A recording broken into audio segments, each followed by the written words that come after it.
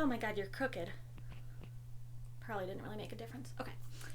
Hey everyone, welcome back to my channel. So today I'm going to be talking about something called borderline personality disorder, which is something that I was diagnosed with in November of 2013, a couple of months before I arrived at my residential treatment center.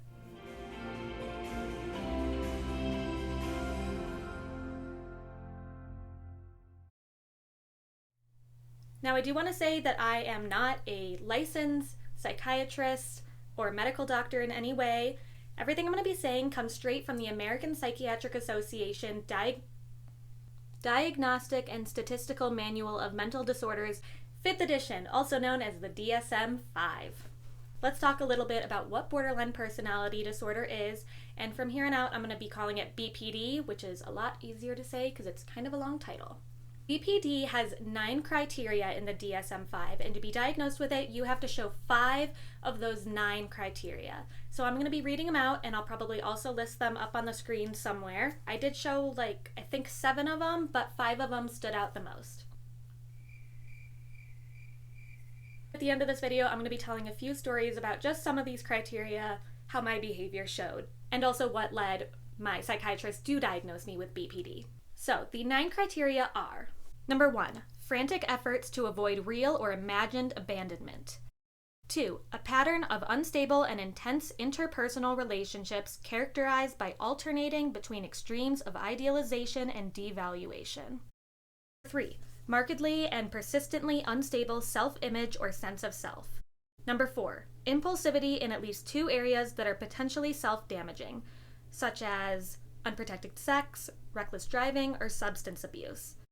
Number 5, recurrent suicidal behaviors, gestures, or threats of self-mutilating behavior. Number 6, affective instability due to a marked reactivity of mood, such as irritability or anxiety. Number 7, chronic feelings of emptiness. Number 8, inappropriate, intense anger or difficulty controlling anger. If that doesn't sound like me, I don't know what does. Number 9, transient, stress-related paranoid ideation or severe dissociative symptoms. So I saw a new psychiatrist in November of 2013. If you watched my video on why I was sent away to treatment, if you haven't seen it, I will make it magically appear somewhere up here. But if you did see that, you know that I originally saw a psychiatrist in fall of 2012 when I was having my panic attacks, and he did help me get on medication, but something about him, I just wasn't feeling it. We didn't really seem like a good match. So my therapist recommended a different psychiatrist, and I went to go see him for the first time in November 2013. This was after I dropped out of college and was really having a lot more breakdowns. And during my first meeting with him, he diagnosed me with BPD. He said that I was almost textbook BPD. I had never heard of it before, but I said okay.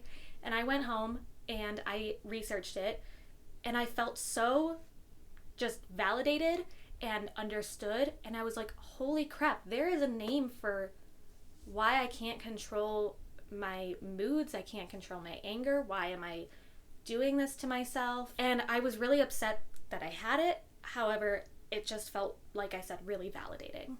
So now I'm going to go through a couple of the criteria that I did show and a story or two of examples on when that kind of showed. And if I look down a lot, it's because I wrote down these stories on my laptop and I need to kind of refer to it. So criteria number 1, which is frantic efforts to avoid real or imagined abandonment.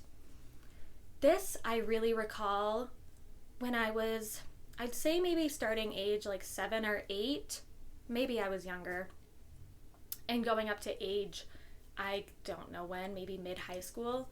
I was really, really attached to my mom. My dad traveled a lot for work, so I was very used to him leaving. But my mom, I was extremely attached to her, and she almost never went out of town.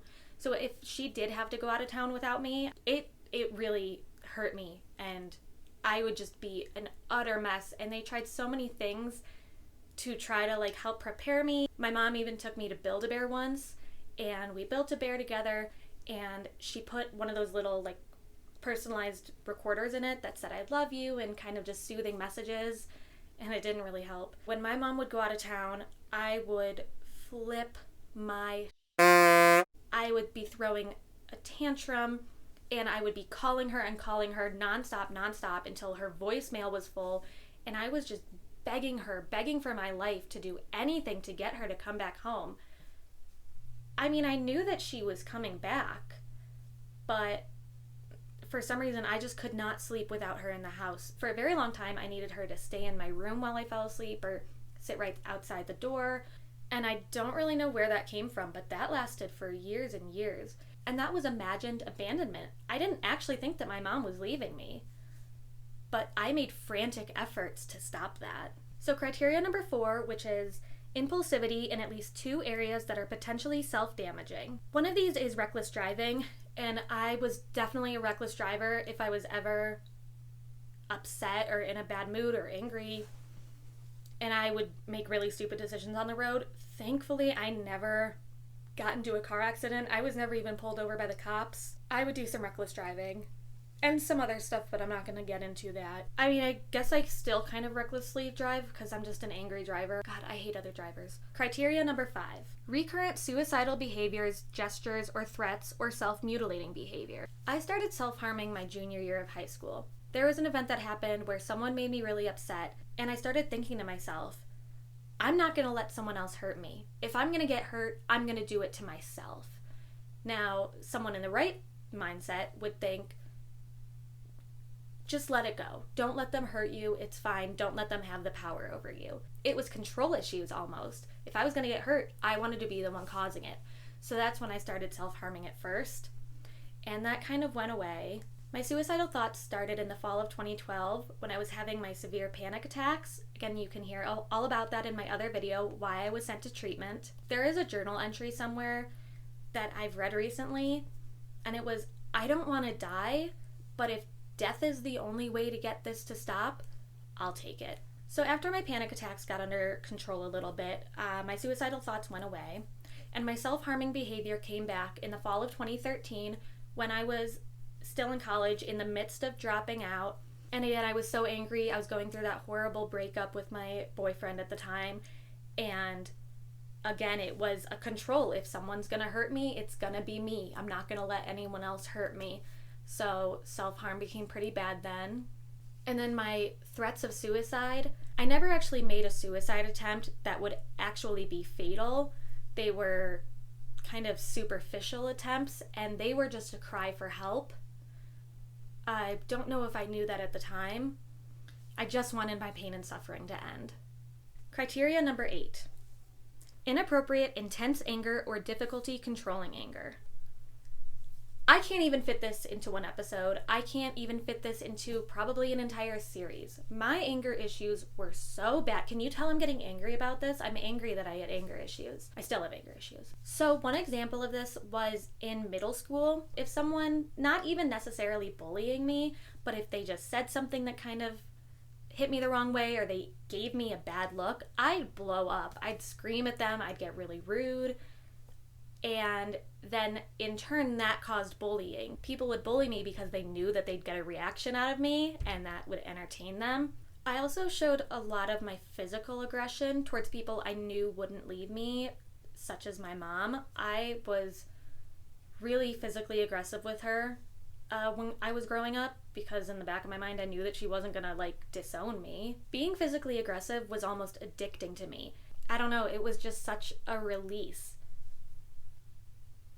I needed to do it. Something like a punching bag or kickboxing or screaming into a pillow and hitting a pillow on the bed. It just wasn't the same as being physically aggressive towards a person. Now, looking back, that is a disgusting thing to think. I can't imagine being physically aggressive towards another human being now. But yeah, there was just something there where I felt like I needed to be physically aggressive towards anyone who wronged me because I wanted to teach them a lesson. You hurt me and I'm gonna hurt you back even worse. So going back to my video on why I was sent to treatment, I was physically aggressive at my wilderness therapy, which ended up getting me kicked out of the program. And I was also physically aggressive quite a few times at my residential treatment center. I'm not gonna talk about those events in this video. Maybe I can talk about those a little bit later.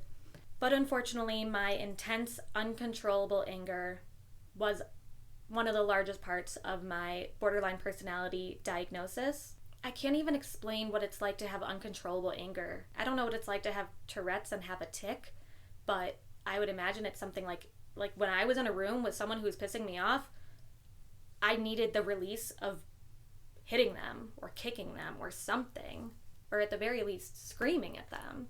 So thankfully, I do not show any of these signs anymore. I still have anger issues. I should work on that. But I'm not physically aggressive anymore.